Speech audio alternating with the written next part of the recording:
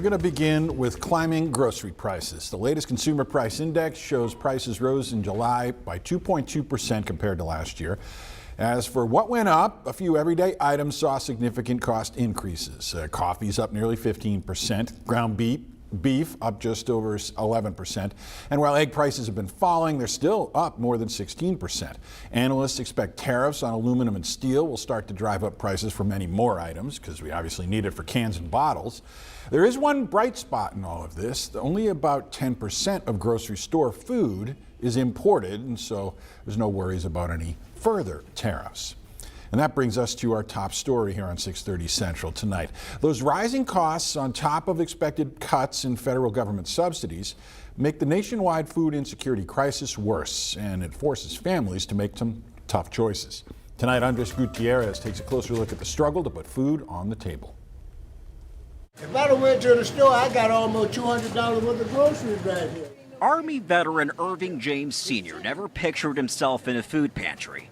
But with a fixed income and rising grocery prices, he had no choice. You go to these stores now, a pack of toilet tissue costs you $8, and it used to be $5.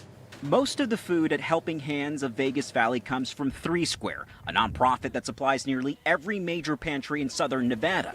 Beth Martino is president and CEO. We're already hearing from our partners that they're feeling the strain of rising demand, more people coming in the door needing help.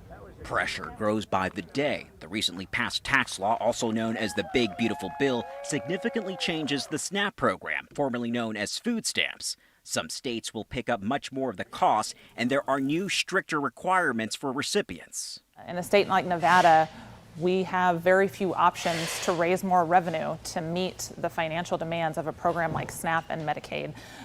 So the future for a lot of those people is very uncertain. The warehouse at 3 Square felt the pinch back in June with smaller pallets. We were facing a real crisis with not having enough food on our shelves to meet the need. According to 2024 data, about 1 in 7 southern Nevada residents is food insecure, not knowing where their next meal is coming from. And among children in the region, 22% are food insecure, up from nearly 18% the year before. It was very difficult to ask for assistance. Clara Blackwell knows the courage it takes to walk in. Her husband, her son, and her granddaughter all died within weeks of each other. On a fixed income, she now volunteers here to help others find what kept her afloat. Come, reach out and see what you can get. Don't be struggling because it's help out there. Despite growing challenges, neighbors are doing their best to feed neighbors. Andres Gutierrez, CBS News, Las Vegas.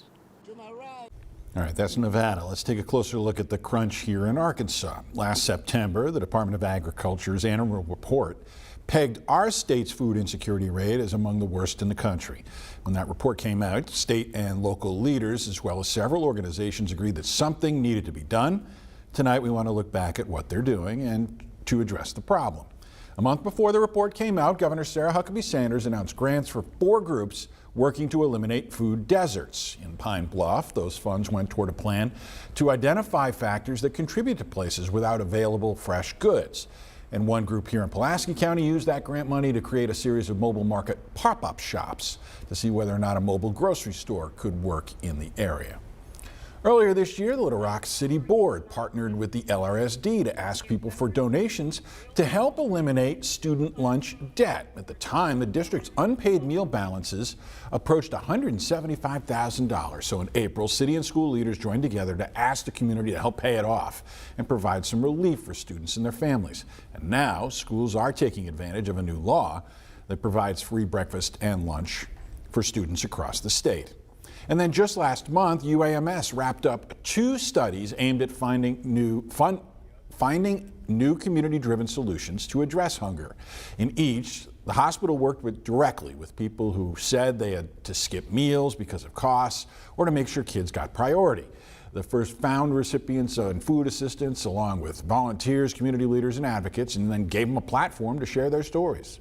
The goal, to use their experiences to shape policies that meet real needs.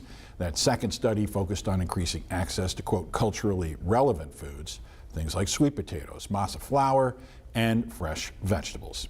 And right now, the city of Monticello is hosting a town hall about food insecurity. It's put on by Arkansas Community Action Agencies. The event is part of an initiative to strengthen local food networks and improve the health in rural communities. Just a few of the examples of what Arkansas is doing. It's a topic we remain committed to, and we'll follow up when we know these initiatives and see if they're working or not.